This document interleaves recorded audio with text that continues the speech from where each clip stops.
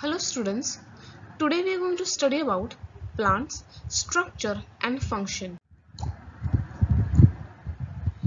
In standard 6, we have studied about different parts of plants like roots, stems, leaves, flowers, fruits, etc. Let us now acquaint ourselves with this plant in detail.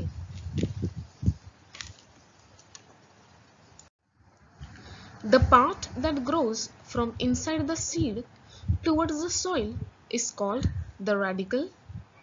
The root forms from the radicle and grows into the ground. The root is thick near the ground and gradually tapers to a pointed end. The part that grows above the soil is called as plumule. Let us study about types of roots. First is taproot. Taproot is a type of root which has secondary roots that grows obliquely or sideways and spread far and wide in the soil. Examples of taproots are dicotyledonous plants like peas, beans, lentils, etc. Dicotyledonous plants are those plants whose seed you can divide into exact two parts. Second is fibrous roots. Thread-like or fiber-like roots arising from the stem are called fibrous roots. Examples of fibrous roots are monocotyledonous plants like maize, grasses, sugarcane, etc. Monocotyledonous plants are those plants whose seed you cannot divide into two parts. Third type of root is adventitious root. Some roots grow underground, whereas some grows from the stem just above the soil. The root that grows from the stem are called adventitious roots. Examples of adventitious roots are maize, sugarcane and sorghum. Fourth type, modified roots. Roots which change their structure to adapt to their environment is called modified roots. These roots are specially modified for storage of starch and water. Example of modified roots are aerial roots, stilt roots, runner roots and breathing roots. Breathing roots are also called as pneumatophores. Roots have hair-like processes near the root tips. These are called root hairs.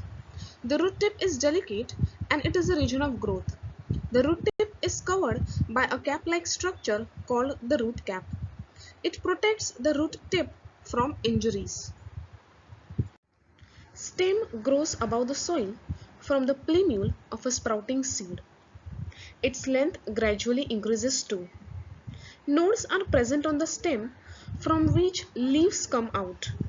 The part of the stem between two nodes is called an internode. The tip or the apical end of the stem is called a bud. Leaf. Leaf are the most important part of the plant from which the process of photosynthesis occurs. They grow from nodes of the stems. They are thin, flat and green in color.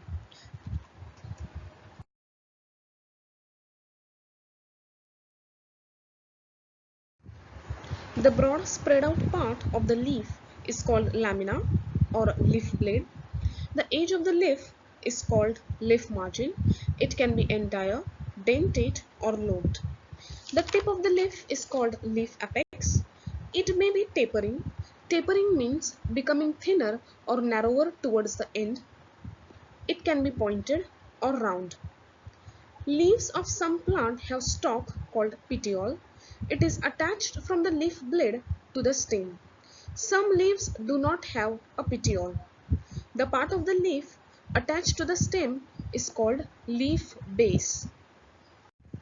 Small leaf-like structures are attached near leaf base. They are called as stipules. Stipules protects the emerging leaf or bud. Leaves which have a single undivided leaf blade and a single midrib, that is, one prominent line in the center, is called simple leaf. Leaf blades of some leaves are divided into many small parts which are called as leaflets.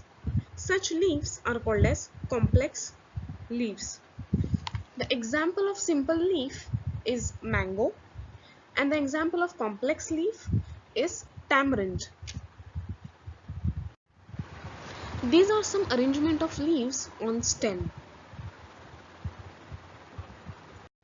Let's study about venations. Venations are the arrangement of veins in a leaf. Veins are thin lines present on a leaf. They support the lamina and transport materials to and fro from the leaf tissue. There are two types of venations. First is reticulate venation and second is parallel venation. Reticulate venation. People leaf is the best example of reticulate venation. The people leaf is divided into two equal parts by single mid vein. The secondary vein starts from the mid vein and then branch out to form a network or reticulum. Parallel venation. Maize or corn is the best example of parallel venation. If you see the leaf of a corn, you will see all the veins are parallel running from the leaf base to the leaf apex. They do not cross over. Let's study about flowers. They are the most attractive and beautiful part of the plant. They are also called as bloom or blossom of a plant. Flowers are attached to the stem with a stalk which is called as pedicel. It can be long or short. The other end of pedicel is expanded and swollen. It is called as receptacle. Receptacle supports petals and other parts of flowers. Parts of flowers. Calyx. When the flower is not bloomed, it is called a bud. The bud is covered by leaf-like parts called sepals, which are green in color. After the flower is bloomed, they form calyx. Corolla. It is the colorful parts called petals. The corolla of each and every flower have different shape, color and smell. Androecium. It is the male reproductive part of the flower. It has stamens which consist of anther and filament. Anther have lobe or round structure on their top which contains pollen grains. Pollen grains carry the male reproductive cells of plants. Filament. Filament is a stalk-like structure that attaches to the base of the flower and supports anther. Gynoecium. It is a female reproductive part of the flower. It is made up of carpels and each carpel is made up of stigma, style and ovary. After the flower reaches maturity, the anther bursts open and pollens falls on stigma. This is called pollination. Stigma plays an important role in reproduction. It traps the pollen with hairs. Stigmas are covered with a waxy, sticky substance. Style. It is a stalk that supports stigma and connects it with the ovary. Pollen enters the style through stigma and travels to the ovary. Ovaries. It contains ovules or eggs. The pollen, which has entered through the style towards ovaries, fertilizes the ovaries. These fertilized ovules form seeds and the ovary develops into a fruit. Fruits. Fruits play an important role in human nutrition. Fruits along with vegetables are called protective foods. We eat many different fruits. Each fruit has its own characteristics. Each and every fruit is different in color, shape, size, taste. Some fruits have many seeds, example jackfruits, while some fruits have only one seed, example mango. Seeds are mainly found inside the fruit, but in fruits like cashew, its seed is outside. Fruits are the main source of potassium, fiber, vitamin C, folic acid, etc. The nutrients are essential for our body. I hope you all have understood this lesson. Thank you.